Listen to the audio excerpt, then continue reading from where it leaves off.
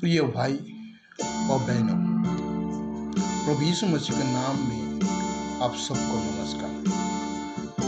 आज का विषय है, आप परमेश्वर से छिप नहीं सकते। बहुत बार हम सोचते हैं कि हमारे छोटे छोटे गलत काम, हमारे छिपे हुए विचार किसी को पता नहीं चलते, परंतु सच्चाई यह है कि हम मनुष्य से तो छिप सकते हैं और परमेश्वर से कभी नहीं, क्योंकि परमेश्वर का वचन पवित्र शास्त्र भजन संहिता 139 7 और 8 में इस तरह से कहता है, मैं तेरे आत्मा से भागकर किधर जाऊं? वह तेरे सामने से किधर भागूं? यदि मैं आकाश पर चढ़ूं, तो तू वहां है।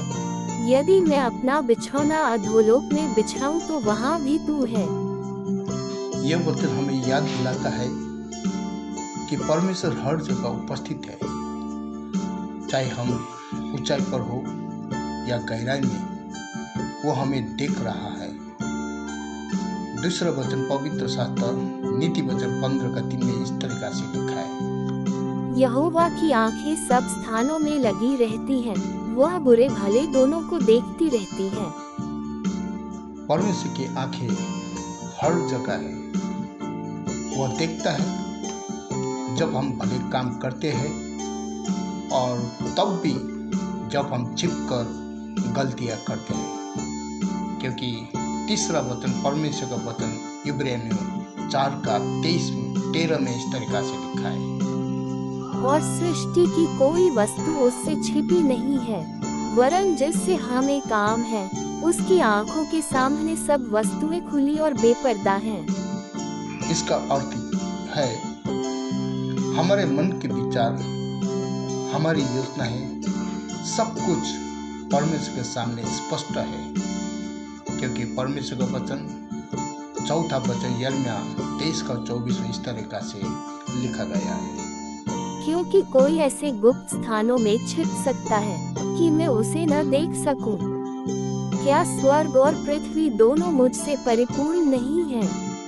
परमेश्वर सर्वव्यापी है, वो सब जगह है और कोई भी व्यक्ति उससे छिप नहीं सकता।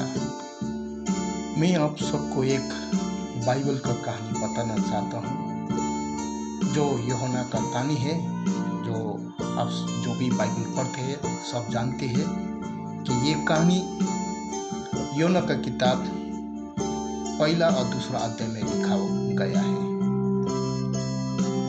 एक नबी था जिसका नाम था योना, और योना का अर्थ है, इंग्लिश में डॉग कैट बोलते हैं और नेपाली में ढुकुर बोलते हैं। परमेश्वर ने योना को आदेश दिया, निनवे जाकर मेरे वचन का प्रचार कर। और योना ने सोचा, मैं क्यों जाऊं, मैं परमेश्वर से दूर भाग जाऊंगा। वो जहाज पर चढ़कर तरसीस की ओर भाग निकला, परंतु क्या वह परमेश्वर से बच सका? नहीं प्रियजन। समुद्र में बड़ा तूफान आया, जहाज डगमगाने लगा। परमेश्वर ने समुद्र में बड़ा तूफान भेजा और जहाज डूबने की स्थिति में आ गया, जो योना 1:4 में लिखा है। सब लोग डर गए और अंत में योना को समुद्र में फेंक दिया गया। नाविकों ने समझा कि यह तूफान किसी की गलती के कारण है, और उन्होंने चिट्ठी डाली जो योना पर निकली, जो योना का किताब 1:7 में लिखा है। योना ने स्वीकार किया